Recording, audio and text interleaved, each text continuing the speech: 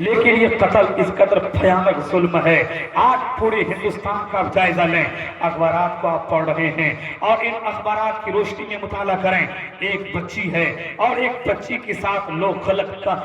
حرکتیں کرنے کے بعد بچی کو لوگ چلا دیتے ہیں۔ اسی طرح سے یعنی ایک انسان کی کوئی قدر نہیں ہے۔ آج ہمارے سماج کے اندر بھی یہ ماحول پیدا ہو گیا ہے، یعنی انسان جس کے ساتھ دشمنی برتے، یعنی جیسے ہی دشمنی مورتا ہے اور دل میں جیسی تکلیف پہنچی، یعنی برداشت کا مادہ نہیں ہے۔ میرے پیارے، اگر آپ برداشت کا مادہ نہیں رکھتے ہیں تو پھر سمجھیں یہ بڑی محرومی ہے، اس لیے کہ میرے آقا نے ارشاد فرمایا ہے وہ انسان بہادر نہیں ہے کہ جو انسان اگر کسی انسان سے تکلیف ہو تو تکلیف لینے کے بعد پھر اس انسان کا بدلہ لے، اس انسان کے ساتھ یعنی وہ انسان غلط سلوک کرے۔ آپ نے تاریخ پڑھی ہے کہ میرے اور آپ کے پیارے آقا صلی اللہ تعالیٰ علیہ وسلم کی تاریخ ہے، میرے آقا کے ساتھ لوگوں نے کس طرح سے ظلم نہ کیا، میرے آقا کے ساتھ لوگوں نے یعنی کون کون سے مظالم نہ ڈھائے، لیکن میرے آقا نے ان تمام تکالیفیں برداشت کی ہے۔ بلکہ ایک تاریخ کا جملہ آپ کی بارگاہ میں پیش کرنا چاہوں گا۔ میرے نبی نے اپنی ذات کے لیے کبھی انہوں نے پنچایت نہیں کی ہے، میرے سرکار نے اپنی ذات کے لیے کبھی کسی سے بدلہ نہیں لیا ہے۔ میرے پیارے، یہی میرے نبی کی ذات آج پوری کائنات میرے نبی کے لیے ویسے نہیں مرتی ہے۔ میرے نبی کی ذات کے لیے ہر فرد مرتا کیوں ہے؟ اس لیے کہ میری نبی کی ذات ایسی ذات ہے چونکہ میرے نبی نے اس قوم کے لیے، امت مسلمہ کے لیے انہوں نے رات و دین کی قربانی پیش کی ہے، انہوں نے تکلیفیں برداشت کی ہے۔ صرف اس لیے تکلیفیں برداشت کی تاکہ یہ امت مسلمہ ایک حالت ایمان کے ساتھ اس دنیا میں رہے اور قبر میں جائے تو حالت ایمان کے ساتھ جائے۔ میں عرض کرنا چاہوں گا میرے پیارے، میں عرض کرنا چاہوں گا اگر کسی انسان سے تکلیف ہو، تکلیف ہونے کی بنیاد پر ہمارے دل میں ارادہ ہوتا ہے ہم بدلہ کیسے لیں؟ میرے پیارے، کیا آپ کو میرے نبی کریم صلی اللہ تعالیٰ علیہ وسلم کی کیا وہ حدیث رسول نہیں معلوم ہے جس میں آقا نے ارشاد فرمایا ہے اگر کسی انسان سے تکلیف ہو، تکلیف کے بعد اگر کوئی انسان اگر تکلیف ہو اور تکلیف کے بعد اگر برداشت کر لیتا ہے اور بدلہ نہیں لیتا ہے، مشکات کی حدیث ہے اور یہ حدیث متفق علیہ ہے، میرے آقا ارشاد فرماتے ہیں پھر ایسے انسان کے لیے جنت میں ایک محل تیار کیا جائے گا۔ میں بولنا چاہوں گا اے سنی جنتی مسلمانوں، آپ کو کیا جنت کی محل نہیں چاہیے؟ جبکہ جنت کے حوالے سے آیا ہے جنت ایک ایسا محل ہوگا، جنت ایک ایسی عمارت ہوگی جس عمارت کے اندر آپ کی ہر خواہش پوری کی جائے گی، آپ کی ہر آرزو کی تکمیل ہوگی، اور جنت کے اندر آپ کو ایسی ایسی بیویاں ملے گی، ایسی ایسی حوری ملے گی جن حوروں کے تعلق سے علماء کرام نے بیان فرمایا ہے اگر ایک حور اپنے ناخن کو اس دنیا کو دکھا دے پوری دنیا بے ہوش ہو جائے، اگر ایک حور اپنے دوپٹہ کو ڈال دے تو پوری دنیا بے ہوش ہو جائے گی۔ وہ حور کس کے لیے ہے؟ وہ جنتی بیوی کس کے لیے ہے؟ وہ خوبصورت بیویاں کس کے لیے ہے؟ غلمان خدمت کے لیے، غلمان اگر خادم ہیں کن کے لیے؟ کیا اس فرد کے لیے جو انسان قرآن کی مخالفت کرے؟ کیا اس فرد کے لیے جو انسان حدیث کی مخالفت کرے؟ کیا اس فرد کے لیے جو انسان ماں باپ کو تکلیف دے؟ کیا اس فرد کے لیے جو قرآن کی تعلیم سے تکلیف محسوس کرے؟ کیا اس فرد کے لیے جو حدیث کی تعلیم سے تکلیف محسوس کرے؟ کیا اس فرد کے لیے جو فرد سماج کے اندر برائی کو جنم دے؟ کیا اس فرد کے لیے جو کسی بھی انسان کو قتل کرے؟ بلکہ میرے آقا نے فرمایا ہے جنت کی نعمت اس انسان کے لیے ہے جو انسان علم دین سے یعنی اتنا علم دین حاصل کرے کہ جن علم دین کی بنیاد پر اپنے عقیدہ کی حفاظت ہو، اس لیے کہ علم دین کے بغیر آپ کی عقیدہ کی حفاظت ہو نہ پائے گی۔ حضرات، یعنی علم دین کے حصول کے بعد اگر کوئی انسان جو ہے علم دین پہ عمل کرتا ہے اس کی زندگی میں کامیابیاں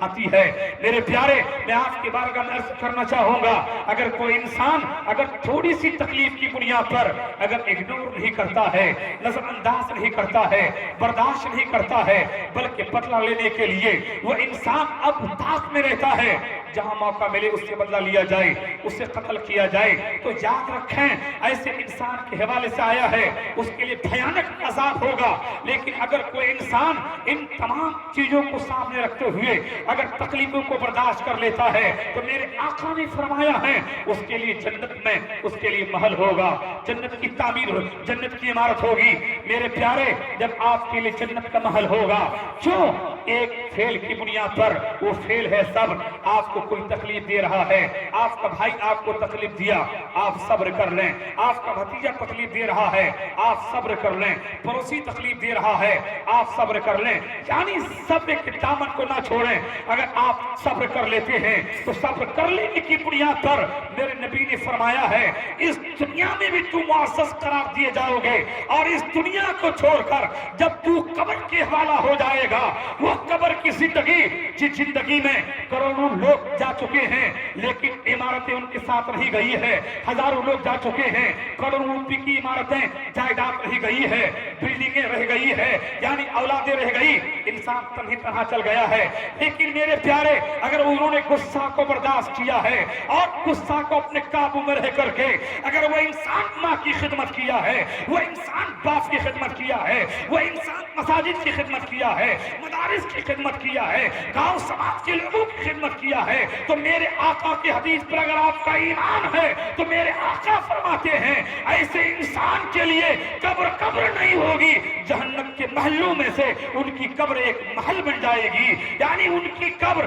ایک نور بن جائے گی اور ان کی قبر تابناک ہو جائے گی میرے پیارے میں عرض کرنا چاہوں گا میرے سرکار کی بشارت کن کے لیے ہے میرے آقا فرماتے ہیں قبر لمبی ہو جائے گی قبر چوڑی ہو جائے گی قبر کشادی ہو جائے گی ایک مرد مومن کو جب دفنایا جاتا ہے دفنا کے لوگ آ جاتے ہیں اور دفنا کیا گئے میرے پیارے لیکن میرے آقا فرماتے ہیں اگر کوئی انسان علم دین کو بھی حاصل کیا قرآن پر بھی عمل کیا حدیث پر بھی عمل کیا اور یہ علماء کرام کی ان باتوں کو سن کر آپ میں سے جس نے بھی اگر عمل کیا اور عمل کرنے کی کوشش کی ہے جب اس کو دفنا دیا جاتا ہے اس کی قبر منور ہو جاتی ہے حضرات میں عرض کرنا چاہوں گا غور فرمائیں تو آج اس پوری دنیا کے اندر اگر انسانیت کی اگر روشنی ہے آج پوری دنیا کے اندر اگر بھائی چار کی ہے اگر آج ہم پہچان رہے ہیں کہ قرآن کی تعلیم یعنی کیسی تعلیم ہے میرے رب کی وحدانیت کی اگر میرے رب کی وحدانیت کا اگر ہم حمد پڑھ رہے ہیں میرے نبی کی شان میں اگر ہم نعت پڑھ رہے ہیں آج کی تاریخ میں اگر ہم ماں کو پہچان رہے ہیں کہ ماں کے پاؤں کے نیچے جنت ہے باپ جنت کے دروازوں میں سے ایک بیچ والا دروازہ ہے اور مسجد یہ اللہ کا گھر ہے جس نے مسجد بنائی تو اس نے گویا کہ جنت میں مکان بنایا اور مدرسہ رسول عربی صلی اللہ تعالی علیہ وسلم کا گھر ہے مدرسہ علم کا مرکز ہے مدرسہ علم کا سینٹر ہے مدرسہ خطبہ بنانے کی جگہ ہے مدرسہ شورا بنانے کی جگہ ہے مدرسہ ایک بہت بڑی کمپنی ہے اگر کوئی حضرات غور فرمائیں یہ تمام تصورات کیسے ہوں گے آپ سجدہ کر رہے ہیں سجدہ کیسے کریں رکوع ہم کیسے کریں ہماری قرأت کس طرح سے درست ہو ہمارا تلفظ کس طرح درست ہو ہم ایمانیات کی حفاظت کیسے کریں عملیات ہماری کیسے صحیح ہو روزہ ہم کس طرح سے رکھیں زکوٰۃ کس طرح سے دیں یعنی ہماری زندگی ایک تابناک والی زندگی کیسے ہو یعنی اس سماج کے اندر اگر ہم چلیں تو دنیا کہے کوئی انسان نہیں ان کے ساتھ انسانیت چل رہی ہے اگر اس سوسائٹی کے اندر ہم چلیں تو دنیا کہے یہ کوئی آدمی نہیں ان کے ساتھ آدمیت چل رہی ہے تو میرے پیارے یہ تمام چیزوں کی تعلیم کہاں سے ہوتی ہے میں عرض کرنا چاہوں گا کہ کسی کیمبرج یونیورسٹی کا دین ہے یا کسی آکسفورڈ یونیورسٹی کا دین ہے یا کسی علی گڑھ کا دین ہے نہیں یہ تمام انسانیت کی تعلیم یعنی جتنی بھی روشنی ہے یہ مدارس اسلامیہ کا دین ہے اور مدارس اسلامیہ میں یہ قرآن کی تعلیم ہوتی ہے حدیث کی تعلیم ہوتی ہے اس لیے میرے آقا فرماتے ہیں خیرکم من تعلم القرآن وعلمہ ارے تم میں سب سے بہتر وہ ہے جو قرآن کی تعلیم کو سیکھے اور دوسرے کو سیکھے نعرہ تکبیر نعرہ رسالت اور سے شیخ اعظم اور سے شیخ اعظم نعرہ تکبیر نعرہ رسالت حضرات غور فرمائیں آج آپ دیکھیں कि आज अगर यहाँ बहुत सारे लोग बैठे हैं, आपकी सरों की टोपियां हैं, अगर आप मेरे रब के जिक्र सुनने के लिए यहाँ तशरीफ लाए हैं, मेरे नबी के नाम सुनने के लिए तशरीफ लाए हैं, ये किस इल्म की बुनियाद पर? ये कोई और इल्म नहीं है, वो इल्म जिस इल्म की वजह से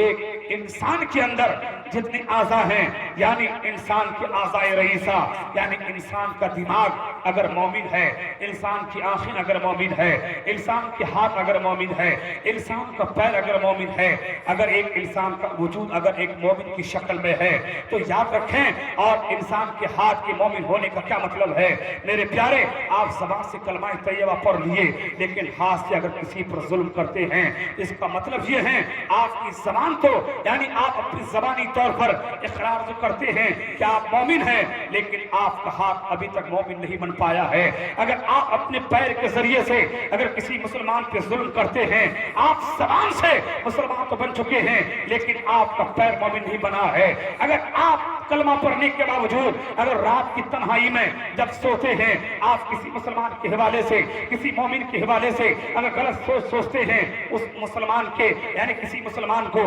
कैसे डिक्रेजिंग किया जाए, यानी उसको तनज़्ज़ुली में कैसे लाया जाए, यानी उनकी प्रॉपर्टी कैसे जब्त की जाए, उसे कैसे मारा जाए, यानी एक आलिम या गैर आलिम, यानी किसी भी आलिम के हवाले से या गैर आलिम के हवाले से या किसी भी एक इंसान के हवाले से अगर आप गलत सोचते हैं, इसका मतलब ये है आपकी ज़बान तो कह रही है आप कलमा पढ़ रहे हैं, लेकिन आप दिल से कलमाए तैयबा के तकाज़े को पूरा नहीं करते। इसलिए तो मेरे आका ने इरशाद फरमाया है कि जो इंसान अगर इस्लाम के तकाज़े को पूरा ना करे, मोमिन तो है लेकिन मोमिन काबिल नहीं है, यानी आप मोमिन नाकिस करार दिए जाएंगे। मेरे प्यारे, आप इस खाके खेती में इसलिए नहीं आए हैं कि आप मोमिन नाकिस बने, बल्कि आप मोमिन काबिल बने। मैं बोलना चाहूंगा, अगर आप इस धरती में अगर एक इंसान को इंसान बनाने का काम अगर किसी तालीम ने किया है, अगर किसी तालीम ने एक इंसान को जन्नती बनाने का काम किया है, अगर किसी तालीम ने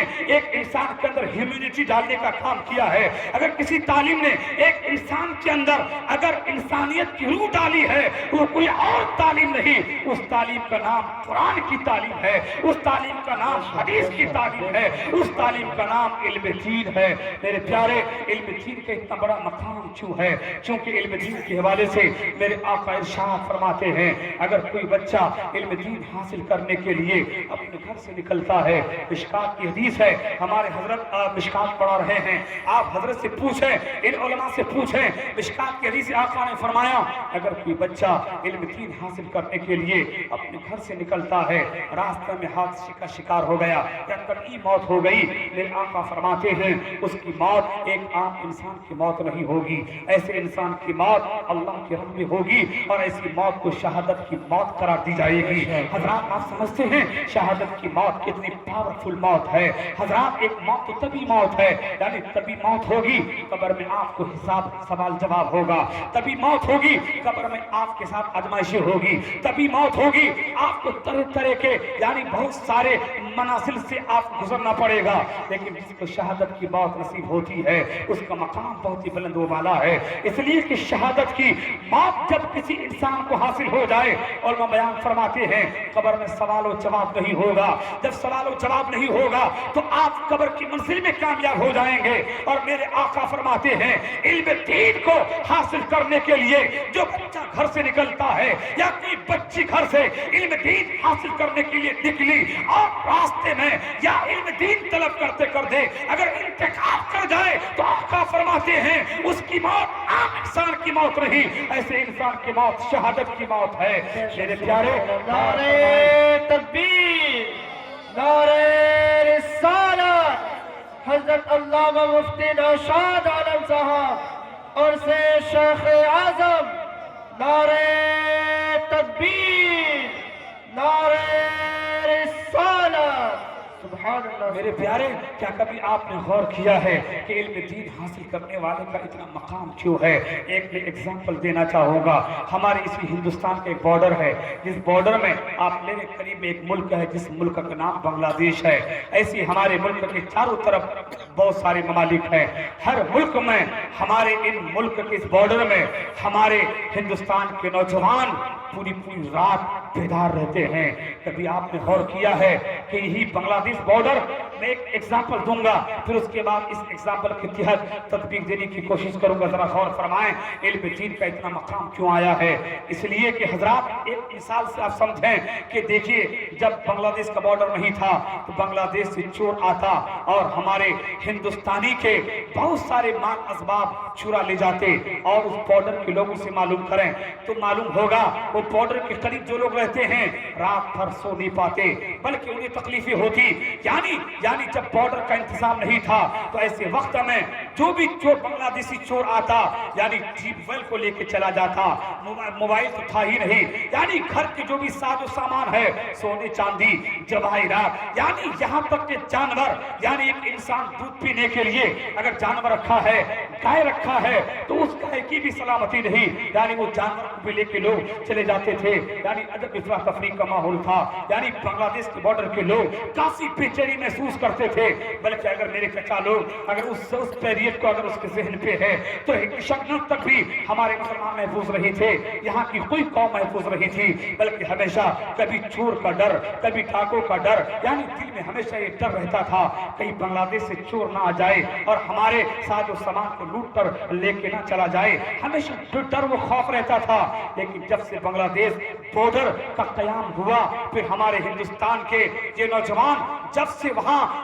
ان کی تعینات ہوئی، میں سلامی پیش کرتا ہوں ہمارے ہندوستان کی آرمی ڈپارٹمنٹ کو، یعنی ہندوستان کی ہر ڈپارٹمنٹ کو میں سلامی پیش کرتا ہوں کہ جو ہماری حفاظت کے لیے، یعنی ہم تو یہاں آرام سے سو رہے ہیں، ہماری قوم سو رہی ہے، پورا ہندوستان سو رہا ہے، لیکن بیچارے نوجوان یعنی پوری رات اس بارڈر میں اپنے بندوق لے کر کے ہماری حفاظت کرتے ہوئے نظر آتے ہیں۔ میں ان کی سلامتی کی دعا کرتا ہوں۔ حضرات غور فرمائیں، جب سے یہ ہمارے آرمی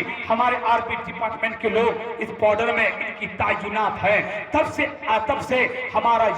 یہ پڑوسی ملک جس میں ہم اور آپ رہے ہیں، یعنی بنگلہ دیش کے بارڈر میں جو ہمارے لوگ رہتے ہیں، بہت ہی امن و سکون کے ساتھ ہے۔ میں آپ سے سوال کرنا چاہتا ہوں، جب یہ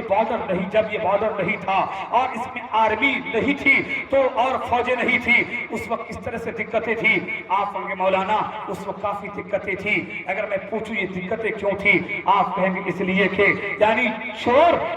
چور کو پکڑنے کے لیے اور کوئی بھی ہمارے پاس اسباب نہیں تھے، یعنی کوئی ایسا آدمی نہیں تھا جو چور کا تعاقب کرے اور چور کو سزا دے۔ لیکن جب سے یہ آرمی ڈپارٹمنٹ کا قیام ہوا ہے، ہماری جان کی حفاظت ہو چکی ہے، ہمارے مال کی حفاظت ہو چکی ہے، ہمارے گھروں کی حفاظت ہو چکی ہے، ہمارے ہندوستان کے لوگ آرام سے سو رہے ہیں، میری ماں سو رہی ہے، میری بہنیں سو رہی ہے، ہمارے گھروں کے لوگ سو رہے ہیں۔ اگر اس تفصیل کو آپ سمجھ گئے ہوں گے تو میرے پیارے